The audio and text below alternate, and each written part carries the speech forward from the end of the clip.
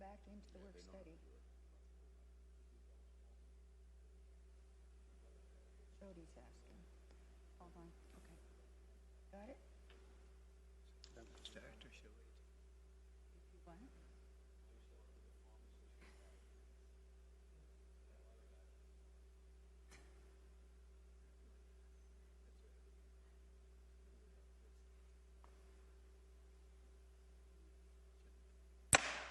We're going to call this work study to order. Again, roll call. And Mayor Skoog. present. Excuse me. Vice Mayor Nye. Achoo, yes. I figured I'd sneeze for you so you could get through it. Councilmember Anderson. Here. Councilmember Grossman. Still here. Councilmember Mallory. Yes. Councilmember Rooney. Here. And we have a quorum there. Thank you, Diane. Okay, item number 3 is presentation, Fandomania event report. Who's going to do that? Are you, Casey?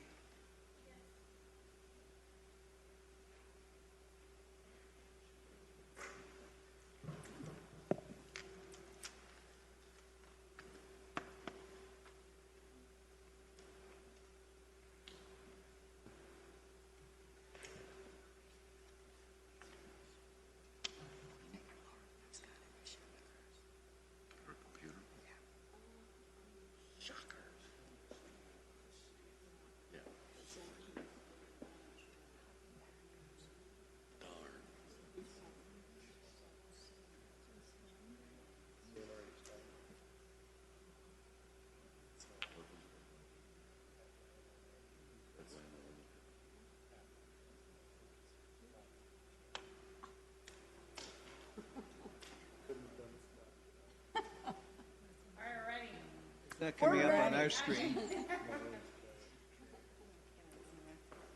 Good evening, Mayor and Council. We're very happy to be here tonight to present our follow-up from our Fandomania event for the 40th anniversary. And it was pretty darn successful, I have to say. So we'll start. Here we go. Do you want to? Thank you. We're not getting it on our screen down here. Is it? I'll change it for us. Diane will get it Oh, for we us? gotta go back. There it Okay, is. now we're up. Okay, It's see up. that picture there, Jody? Isn't that awesome? I see Glenda. So we had a total of over 3,500 people show up to this event. It was really beyond my expectations, I think, for everybody, the library. And a lot of people ask us, how did we come to get to that number, 3,500 people? We have door counts, which count all the people that come in and out. So there's a formula. So that doesn't include the people that bypassed the library and went into the NAU Yavapai side. So we actually believe we had more people. We also had people who didn't even come to the library. They went to the Mario Superkart races and watched some of the sword play? This Saber syndicated unit performed. So it was really amazing the amount of people that showed up. So we had over 23 vendors that we jammed into the third floor of the Crystal Room. Anytime I went up there, it was packed, full of people. I think one of the comic guys who was selling comics just said this was the best day ever for him. He made a considerable amount of money, so that was really, really good. So we know that he's going to come back next year. I think one of my favorite ones was an artist by the name of Sean Salter. He's local, isn't he? He's from the Valley. He is from the Valley, but he came up and he donated a lot of his drawings for some of the drawings we had. And they were so cute. There's one on the far left there. But we had some amazing artists and authors. Dean Foster, he's a prominent sci-fi author here. He's a resident of Prescott, and he showed up, and at first I didn't know who he was. He walked up to me and gave me a book and said, "Here," and he signed his name. I'm like, who's this guy? And I looked at the cover, I'm like, oh, Mr. Foster, thank you so much. So that was really awesome of him to stop by and donate a copy of his book to us. So we were really thrilled about that. Of course, we had so many people show up in costumes. I mean, it was crazy. I just couldn't believe the amount of thought and time that went into a lot of these costumes. So, Larry, shh, shh. I think the top ones, the top four on the picture are the winners. The one in the, what costume is that from?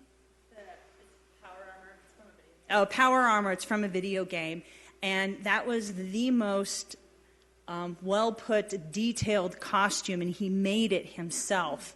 And, of course, he won first place. It was yes, that's right. Yeah, it was so, wow. I couldn't believe all the costumes. One kid came in a Minecraft costume that he made, which is pixelated. Batman showed up. We don't know who Batman was. He just showed up, but that was awesome. And, of course, the Ghostbusters, which were really popular with all the kids. They had all sorts of crazy things. Oh, yeah, the 501st hit. So the 501st Legion, which was my favorite officer, Jen was there, one of the police officers who was helping with the event. So we made sure she got a picture with the 501st. Then, of course, I got a selfie with Darth Vader, which is my favorite. But just how popular and this group was. And it was really hot that day, and they were walking around outside everywhere. So they played with the little kids, Yes. their little kart races. Yes. I got the best pictures of that. These hulking guys with these little tiny kids. Little kart, and we were just trying. I was trying to find pictures of Mario Kart races. So we had these little cardboard boxes that people would put on and run around a little course, and that was, I could not believe how popular that was. It just was insane. And we gave out little ribbons for like first, second, and third place, and we had like little turtles and stuff that they threw in people's way, like the game Mario Kart. So it was really popular, and it was so much fun. The kids loved that. I mean, running around, the parents were like, yes, that's great energy. And I do want to say, one of the gentlemen who was here with his son, he brought the Ghostbusters car, which I'm not sure if it's in the next one. Yeah, and that one right there. He emailed us and said, thank you for hosting the Fandomania. I just moved to the area and have enjoyed the library cons in Yuma. This one was even better, and participating as an Arizona Ghostbuster with my kid was awesome. I love the family-friendly atmosphere of these events and how much our public libraries have to offer. So that was just to get that comment. And we did take a lot of surveys. Do you know how many surveys we had? No? It was a lot. I mean, out of 3,500 people, I think we got a couple hundred surveys, and all of them were positive. They, of course, were like, we want this again next year, so we have to deliver huge. We need money for that. So anyway, hit enter. That's funny. So, and again, this is the community. These are some of the events that we had. We had story time with Hagrid, which was amazing and adorable. Shelby's brother was Hagrid. It was so awesome. It was so packed. I know. When I tried to go, I couldn't get in. Mm-hmm. They were clear back here. Right. And when we had the costume contest, this whole place was packed. I mean, every seat and people. I mean, it was people who were standing. It was standing room only in here for the costume contest. We had wand making in the children's department, which Council Member Rooney was a part of, which was so awesome. The kids loved you. We had crafts with Ghostbusters. They were making little marshmallow monsters. We had a little photo booth.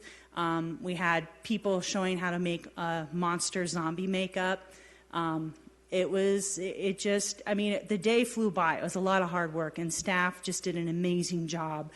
Shelby, I have to give kudos to Shelby. She worked so hard over 8 months on this, and it paid off, because this is probably one of the biggest events that the library has ever hosted in its however long history. So it was huge. And that's just some of our main sponsors, of course, for the event. They really donated, money, time, books. So it was really helpful that we're able to get the sponsorships. And again, Shelby worked really hard to get this all set up. So without her, we'd have 10 people show up. And that's it. You guys have any questions? Any questions, anyone? Jody? I'd like to make some comments, Mayor. Casey, I saw Shelby, during the process, and she'd, stop in to the planning committee, and, she would bring her high energy with her, and, she's so, she's so great to work with. And, and we're getting closer, and she's telling the 40th anniversary planning committee about this. And I was getting so excited. And I'm thinking, I want to do that. I mean, your enthusiasm just spilled over onto that table, if you couldn't tell. But I could tell it was going to be great. Mm-hmm. And you rocked it. And I thank you. You did something wonderful. Our library people are the funnest people, man. And, it was awesome for our community. And, yes, you set the bar way high, of course, but I get the opinion that's what you do, Shelby. So thank you. Every day. Awesome. Thank you so much. It was one of the high points in our year-long 40th anniversary celebration. Thank you all so much. Marty? Yeah, I really wish I could have been there, but I had a conflict in my calendar. Having come from New York City, they have Comic-Con there all the time, and it's just a huge event, and I never went to any of those just because of the enormity of the size, and I didn't want to feel like a sardine in a can. But next year, I'm definitely going to be there. And regarding the number of people that you had, we've had several events this year where prior to the event, we said, how many people do you think are going to be there? And we threw a number out, and we exceeded that by, 3, 4, and 5-fold. So, to hear that you had a lot more people than you were expecting doesn't surprise me in this community. It's amazing if you have a really good event and, you put the word out there, they're going to show up, As they say in the movie, if you build it, they will come. Well, we built it. Thank you. Laura? Well, this was my first one. And as Jody said, Shelby built all of the anticipation up. I was not disappointed. I was not let down. And I want to know what date next year, because I want to mark my calendar now so that I will not miss the next one. Yeah, we'll get there. We're wanting to go even bigger next year and possibly do hopefully to the event center. Yes, for free, and it would be like a Quad City Comic-Con. We're hoping to work with the other counties or the other communities. Bravo. Any other? I'll come help. Loved it. Awesome. Mm-hmm. Anything else? Hey, thank you for a job well Thank done. you, everyone. We really appreciate it. Okay, we'll move on to number 4, a discussion, monument, Granite Mountain firefighters. Larry or Ryan, who's going to do that? Okay, Mayor and Council, some of you were at a meeting and presentation with the mayors and managers breakfast about 3 weeks ago. The presentation was concerning the hard work that a group has put into designing, or at least agreeing on a design, for a memorial at the Yavapai County Courthouse in downtown Prescott. The memorial is to commemorate the 19 fallen firefighters that happened, as we're all aware, down in Yarnell. There was discussion at that meeting, and this is the mayors of the Quad City area, that there should be sharing, if you will, in the cost of this. Now, the lion's share of the money that's going to be needed to build this memorial, which is estimated at $500,000, that the lion's share of this is going to be privately funded through a campaign to erect this monument. There's a desire to get the monument up to commemorate the 5th year or the 5-year anniversary of the Yarnell incident, if you will. A plea was made by the chairperson or one of the members of that group that Prescott Valley, as well as City of Prescott and others, would go ahead and pony up some money so they could begin the construction of this while they are engaged in a very aggressive campaign for private sector dollars to go ahead and go forward. With that conversation, City of Prescott and Prescott Valley are looked to for roughly $50,000 to go ahead and start up this effort. And so with that, the communities have agreed to go ahead and take this to their councils and go ahead and begin discussion about an allocation of funds like that. One element that came up during the course of that discussion, and one that we all know, is that a number of those hotshots resided in Prescott Valley. As you also know, we ended up hosting the memorial event over at the event center, which is arguably the largest crowd that the event center had ever hosted. And so I ask you, do you have an appetite to participate in this effort going forward? Want that brought back to the next meeting? Marty? Yeah, well, I was at that meeting. I saw the presentation. I saw the monument. Even tomorrow when we set up the flags for the Healing Field, we're going to be including the 19 flags for the Hot Shots. So the Hot Shot crew, and they're part of our community, and we can't forget that. The Courthouse Plaza is, with all the other statues that they have there, is probably the ideal spot to put it. If we want to do something on our own later on, that's fine, but I think it's appropriate to have it there. The monument is going to be totally three-dimensional, and it's really beautiful. If we definitely should go along with this and put up the $50,000 and whatever else might be needed from us that we're able to provide. So I'm all for it. Bring it back. Jody? I agree. These are part of our own. Let's bring it back to council. Thank you. Laura? I definitely want to bring it back. And one of the things I wanted to say about the monument design is part of the cost of it is because the granite will be curved. Now, it's cut right out of the mountain in that curve, and that's a very unique, difficult It's also offset. Offset. And the other thing that I really, really liked about this, there were 19. So you have to be careful that they're honored equally. And I saw that from the mock-up that we saw.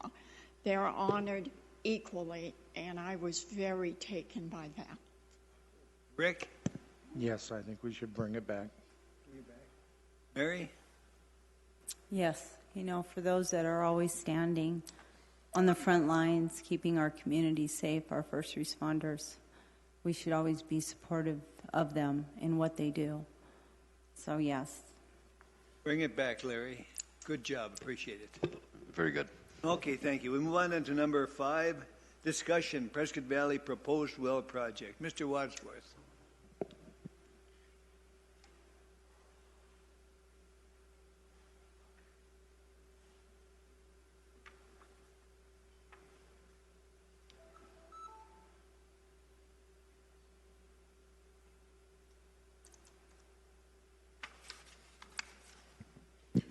Good evening, Mayor and Council. I actually have 4 topics that I'm going to talk about, and next week you will see 3 of those in your consent agenda. So I've got a whole bunch of slides here. I'm going to be as fast as I can. Actually, I only got 9 slides, so I'm going to condense them down as much as I can, and if you have any questions or go too fast, please let me know.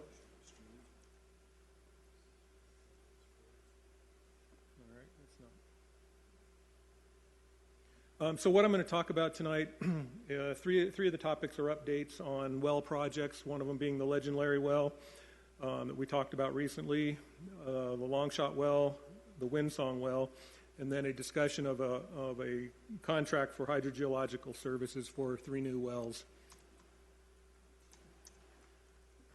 As you may have seen, if you go up Highway 89A there is a drill rig just north. It's actually a pump rig, just north and west of Glassford Hill Road at that intersection. That is the location of the Legend Larry well. And so since I was last before you and we approved a contract to do test pumping and some other services there, we actually did install a test pump. And step testing has been completed, which means they ran a pump at 3 different pumping rates for 4 hours at a time at each one of those rates. And then they selected a rate, which they selected about 500 gallons a minute to do a 24-hour pump test for. But unfortunately, as that test got started, the pump started having problems. That was a week and a half ago. And so they had to pull that pump out of the ground, and they've been searching for a replacement pump since that time. And once they find it, we'll get that one put in. Then we'll do the 24-hour testing. And then the information gathered from that will be used to finalize permitting through the Arizona Department of Water Resources and ADEQ. And that information will be given to the design engineers who are designing the actual piping and pump well house and site so that they can finalize their design. But that design is actually going concurrently with this work here, and so once they get that input, we'll be able to finalize a few things and hopefully get a bid out on the street for that one here maybe in the next month or so. The Longshot well, that's the well that we've had the arsenic issues with. And this one we have a contract with Southwest Groundwater to do an evaluation of arsenic.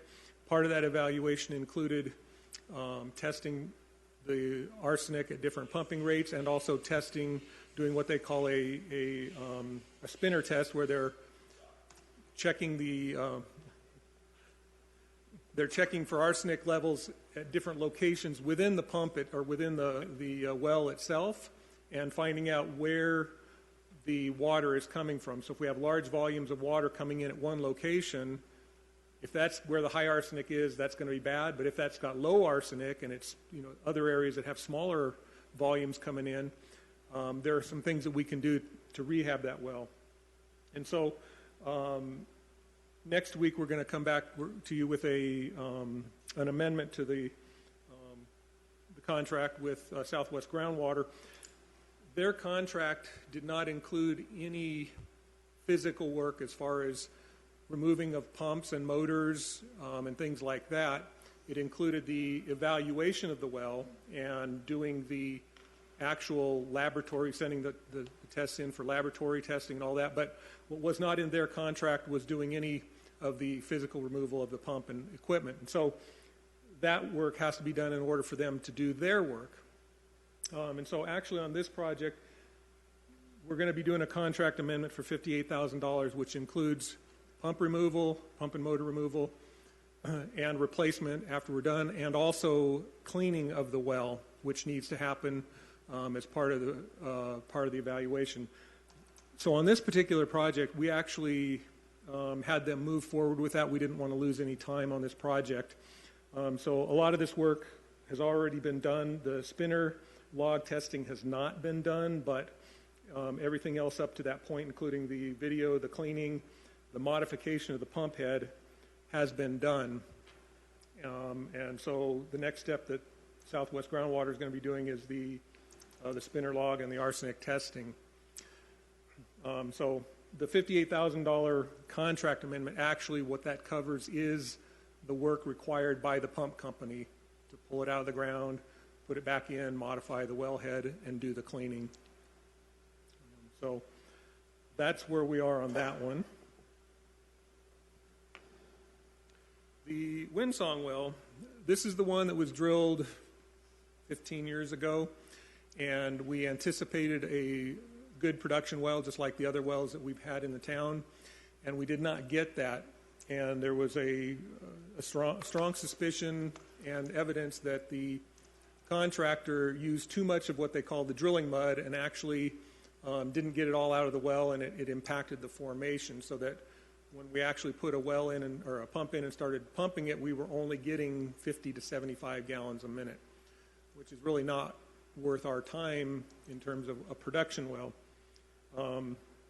But it's been 15 years, and we believe that there was an ability to go in and do something to crack that drilling mud open. And so this, the project, again, this is Southwest Groundwater.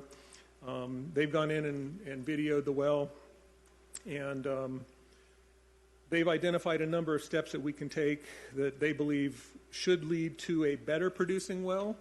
And so the $159,000 includes not only the removal of the equipment and the reinstallation of the equipment, but it also includes extra special cleaning methods that may or may not need to be utilized.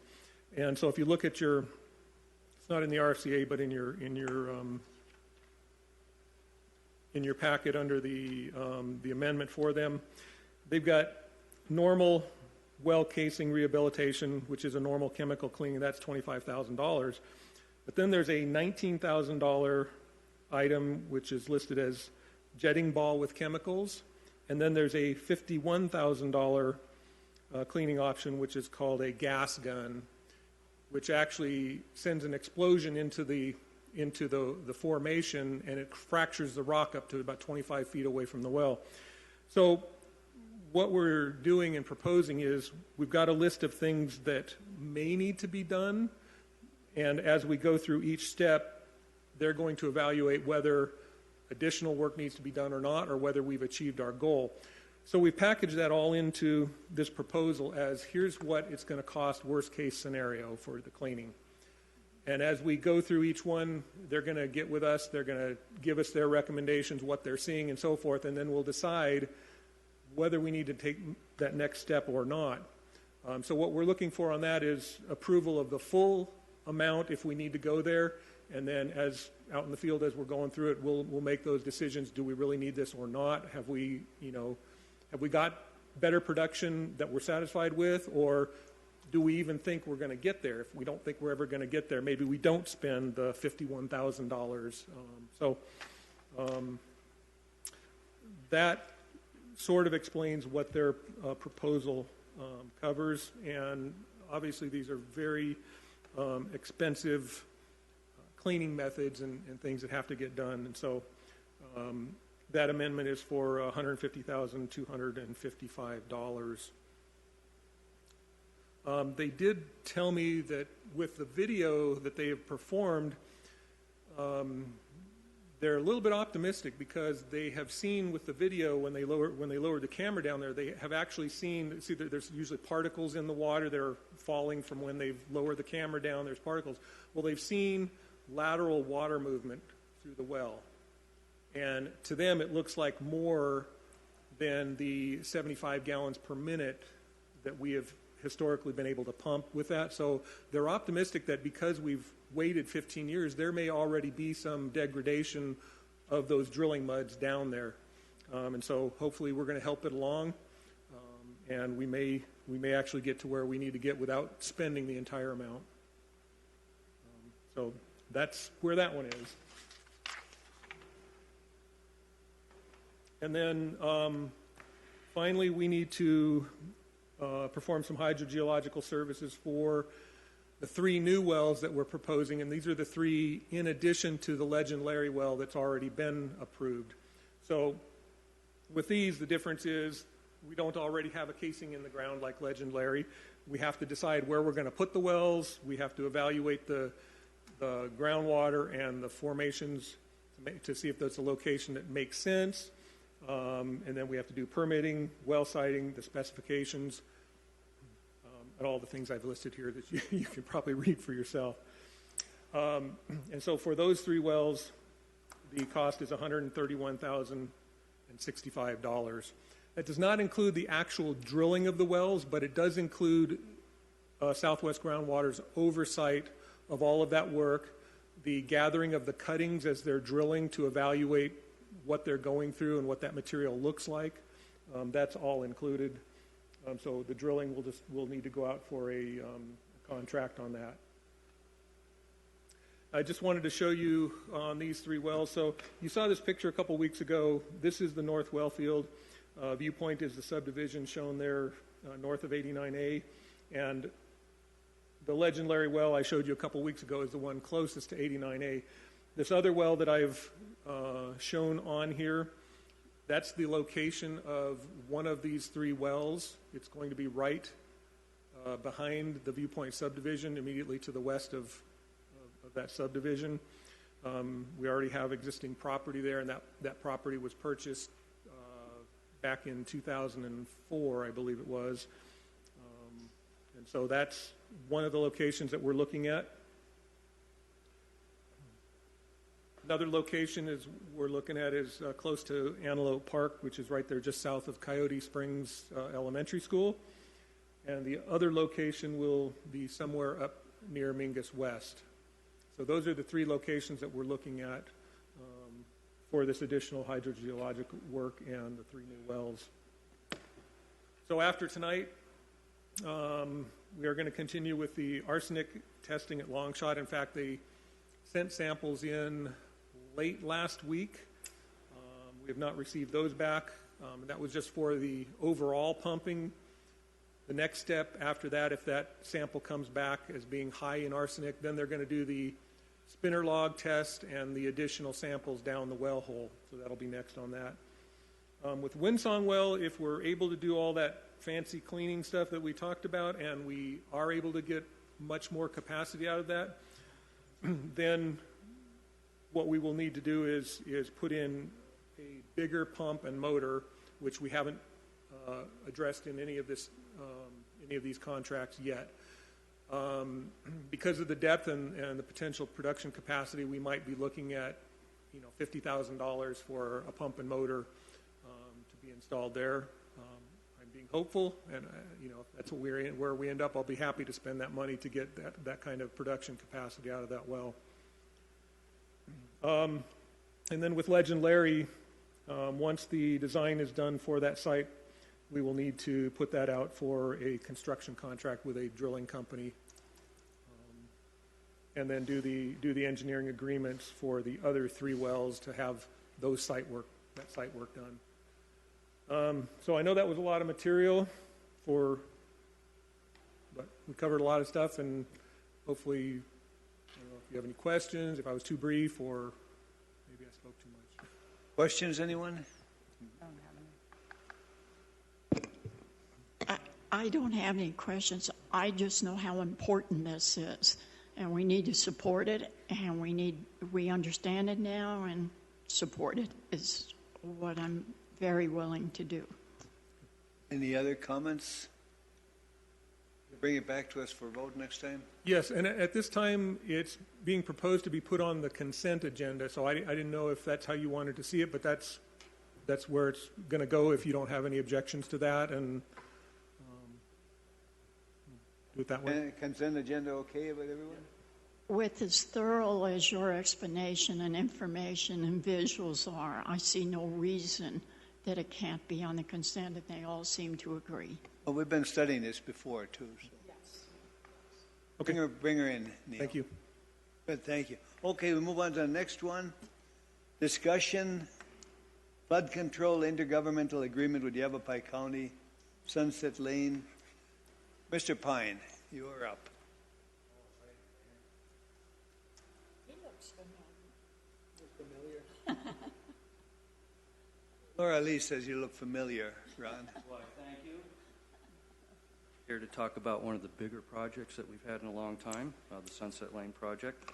I'd like to start just by thanking Supervisor Smith and the County Board of Supervisors, as well as Lynn Whitman and her staff over at the Flood Control District for all of their efforts every year to ensure that we receive back into the community some of the flood control tax dollars, and since 2009, I've tallied over $4.7 million that we've used flood control dollars for various projects or studies.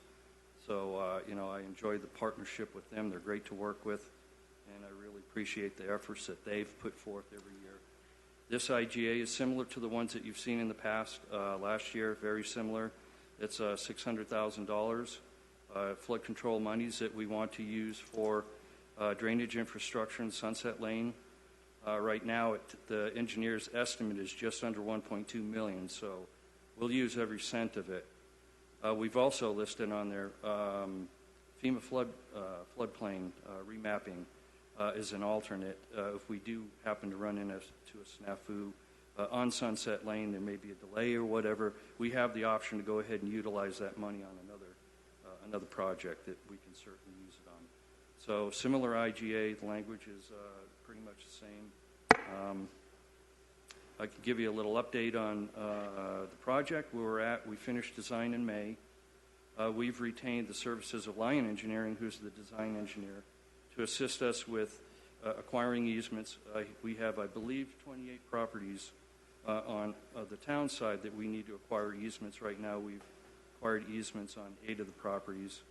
As soon as I compile more, I'll have that before you for review and acceptance, and then we'll have those recorded. We've also retained their services for assistance with utility relocations, because we have Unisource, APS, Cable One, and CenturyLink that are all in there, and they're all relocating all of their main infrastructure, and they're trying to relocate it to utilities that aren't in place yet, so they really need to have the assistance of the design engineer and the survey team to help them review their plans, make sure that when they do relocate stuff, that it won't result in a conflict when it comes time for construction. They will be out of the way. So we have weekly coordination meetings with all the utility companies out on site. We also have their contractors. We have the county on board. So we meet once a week and we coordinate to make sure everybody's on board. And everybody's working together. Unisource is working with APS, whatever. So right now we have Unisource on the west end of the project. They've already relocated some of their gas main between Treasure and Prescott East. They're now starting to charge the line and then connect services. And then they'll continue to move east. APS is somewhat on that end as well, but they're trying to avoid being in the way of each other, so they've decided to move to the east end and start relocating telephone poles. So that's where they're at right now. They're starting to drill and relocate telephone poles. CenturyLink is still in design. They're wrapping up their design. They think that they'll be able to abandon a lot of their infrastructure that's in the Sunset Lane corridor and reroute around so they won't be in the way whatsoever. Cable One is also pretty much on board. They're going to team up with APS, and when APS relocates their poles and installs some of their underground conduit, Cable One, which is common, Cable One's going to go ahead and join in with them and use all of their trenching and poles as well. So pretty much that's where we're at. We anticipate, we're really pushing hard for November, December to wrap up utilities. We want to be under construction December, January. We want to start digging.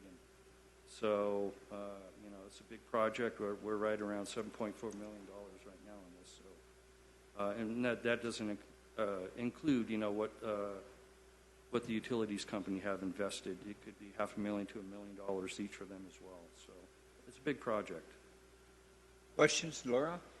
Do you anticipate any difficulties getting the easements? Right now, everybody, we do have some people that have indicated they might want some compensation for some of their some of the corners. I think there's some triangular areas on each street corner that are used for site visibility, and they're used for sidewalk, for the accessible sidewalk. So there's some of that will be essentially a sidewalk, sort of a right-of-way easement. And so we have had a couple of residents that have inquired that they may want to look at compensation for that. So we've kind of held back right now on that. We're looking to see where we're at with the other folks, and we'll go from there. If we need have some sort of an assessment done that we can move forward with something there. So, but right now, everybody seems to be on board. Most of the folks, they just want us to come out and maybe have the engineer restake where the easement areas are so that they can, Right. have a visual of where, where everything needs to be as far as construction easements, utility easements, those sort of things. The biggest part of the easements really are just the construction easements, which are temporary. The permanent easements are fairly just small areas. It might be an area for a fire hydrant or, a corner section at an intersection. It might be for an ADA sidewalk ramp. But they're fairly minimal. So, we're moving forward with it. And I enjoy the partnership that we have with the county. Dan Cherry and Roger McCormick in Public Works and all of their staff, we coordinate constantly, and it's really been a fun project, a good team effort. So. And very needed. Yes. Marty? Yeah, I think it's important for the people watching to know that we've been working on this for well over a year. We've had a lot of public input because we went out into the community, and you held all these public meetings with unbelievable lengths of maps taking up 12 and 14 feet, and everything was laid out perfectly, and there's been a lot of communication with the people that will be affected all along the route. So the people living there have been clued in all along, and it's just been a great cooperation, and as far as I could see, it's been going along really, really smooth. And there are going to be tweaks here and there, and like you just said, certain people will want a little more than others, and to accommodate them, I think, is proper. So keep up the good work. I look forward to the end of it. Thank you. Any, Jody? Thank you, Mayor. Ron, on the IGA here, the intergovernmental agreement, what I notice is we have a deviation at Starlight, is that correct, where we got county on one side and town of Prescott Valley on the other. In the IGA, it does speak to the town being responsible for maintenance of I'm reading that as the whole project. That is correct. Okay, thank you. Any other comments? I just wanted to Mary? extend my thanks to what you and all the county are working at. I realize it's a very difficult endeavor, but it's well worth it. Thank you. Anything else? Going to bring it back to us, Ron? Yes, sir. I think everybody's agreeable. Are we going to put it on consent?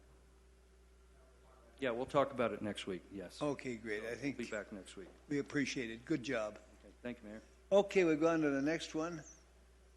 Discussion, annual chip seal maintenance program, fiscal year 18-19, change order number 2. Norm, you are up.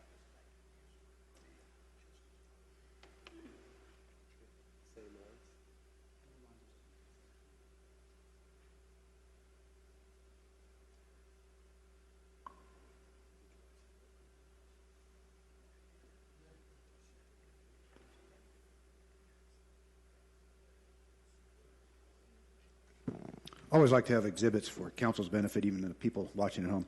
Mayor, the item you have before you, good evening by the Mayor, Council, is the annual chip seal project. Just a little background. You may recall that every year we do a substantial chip seal project with our 5-year street enhancement program. And this year's chip seal program, council may recall, you awarded it in May with the anticipation they got to make the oil, get the aggregate crushed, and then they start after July 1st. So council awarded basically $875,000 contract to Earth Resources of Prescott Valley to do the summer chip seal program. We were all ready to go when you awarded it in May, and we were getting ready to start July 1st. And unfortunately, the contractor informed us his oil provider in the valley for the chip seal, for the high-volume chip seal, the terminal got bought out, and they couldn't make the oil, refused to make the oil for him. So the contractor, in order not to wait to find oil, they found another provider, and that provider could make the oil that we needed for a chip seal actually in Las Vegas. So oil couldn't be provided, but we couldn't wait on the original bid that he used for the Phoenix terminal because we need to get chip seal done. I think council's aware when they start right after July, they just get done in time for chip seal season, which ends September 3rd.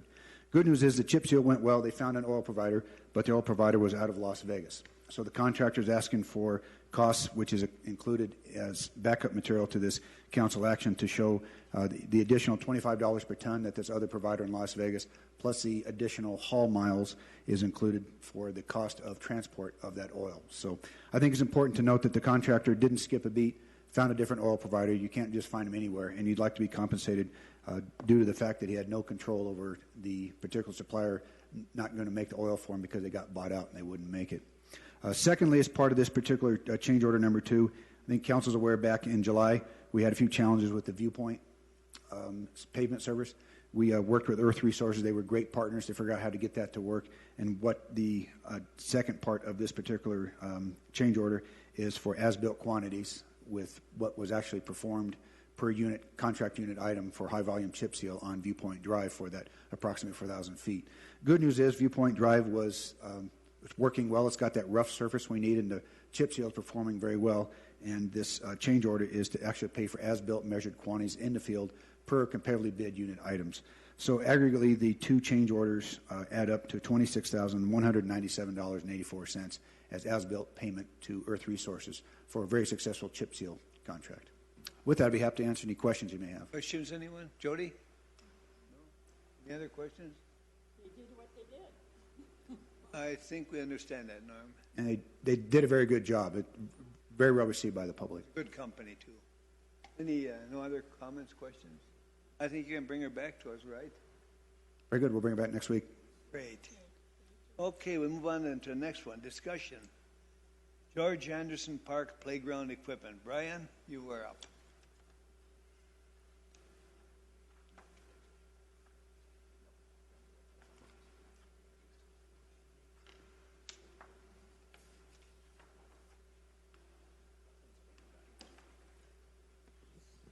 Good evening, Mayor and Council. Tonight we have before you a recommendation from the Parks and Recreation Commission on a playground proposal.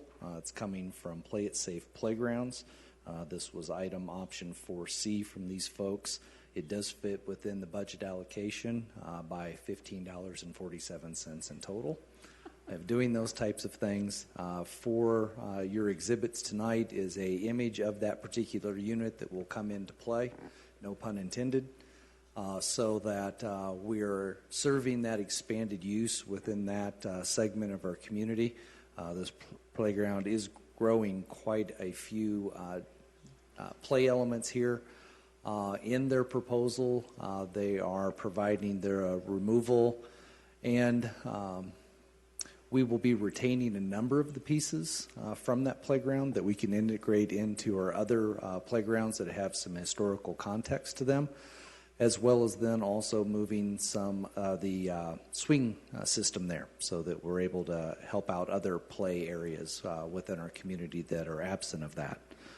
This particular unit has a variety of different ADA components to it. One of the things that staff is the most excited about because we were able to demo this at our annual conference. And in your lower right-hand corner, you'll see a spinner unit. This is a updated version of the merry-go-round, if you will, but you sit facing opposed to each other, and you are able to transfer directly out of your chair into the unit. You have a total of 6 riders that can enjoy that component in total. So it's a nice update of old activity that had actually gone away. So we're excited about those opportunities, the varied swing areas. We have a also updated version of the old tire swing there in the upper left-hand corner, and then several different slides, as well as a large or a 50% sharing in some very high physical activity integrated there, which has proven to be very, very sought after because this reflects a little bit of Bob Edwards Park Playground as well. This is the color as well as the unit that is before you, recommended by your Parks and Recreation Commission in their review and analysis of all proposals that were submitted. Good. Any questions, anyone? Laura? I don't have any questions. You know how happy I am about this. I don't want to say this has been a neglected part because we always knew we needed to do that and we had to work through the budget issues. But on behalf of the families there, I'm just overjoyed. I'm overjoyed at the ADA. As you know, I've been bugging you for years. Yes, ma'am. Thank you for producing. You're welcome. And I know that you will in our other parks as well for the ADA aspects. Yes, ma'am. Any other comments? Anyone? If I'm not mistaken, this is the first improvement for what, about 20 years? Yes, sir. Since I lived here. yes. And that's 19 and a half.